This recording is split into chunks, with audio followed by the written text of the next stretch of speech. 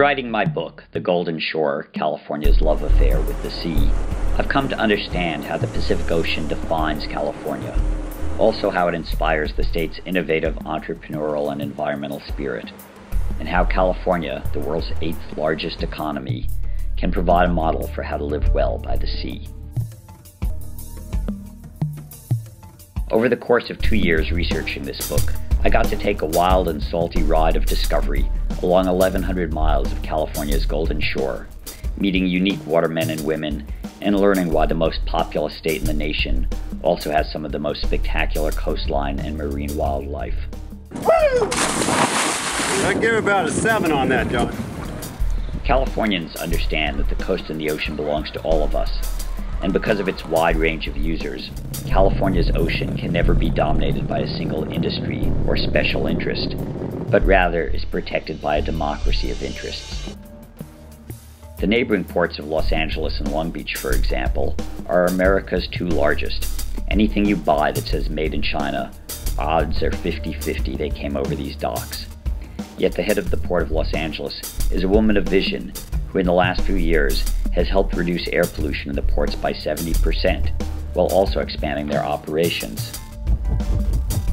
California expanded with the gold rush in World War II, and the U.S. Navy was there for both. While working on this book, I got to visit the Macon Island, an amphibious warfare ship training off San Diego in a 120,000 square mile military range complex. While preparing for war, the Navy has also committed to reducing its dependence on fossil fuels. In the future, its young California-based sailors and Marines may have less cause to fight in the oil fields of the Middle East. Say, can you see by the dawn's early light what so proudly we hailed at the twilight's last gleaming? California is also a world leader in marine science. The California Current has been called the Serengeti of the sea. Its deep waters include a submarine canyon larger than the Grand Canyon. Using remote sensing robots and other tools, California scientists are discovering new life while learning about the impacts of climate change, fishing, and pollution.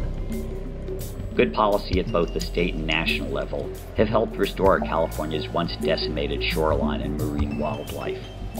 One example is the Farallon Islands, the rugged offshore home to sea lions, seabirds, and white sharks. Located just 27 miles outside the Golden Gate Bridge, it has been called California's Galapagos. While 25 million people live in coastal counties south of the Golden Gate Bridge, less than 1 million live on the coast between San Francisco and Oregon. In the 1970s, Californians voted to create a coastal commission to limit development along their coast while guaranteeing public access to the beach.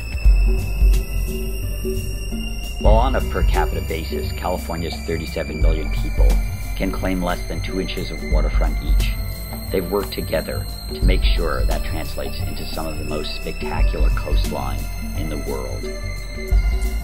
Read my book, The Golden Shore, California's Love Affair with the Sea, to better understand how one state is helping turn the tide for our blue marble planet.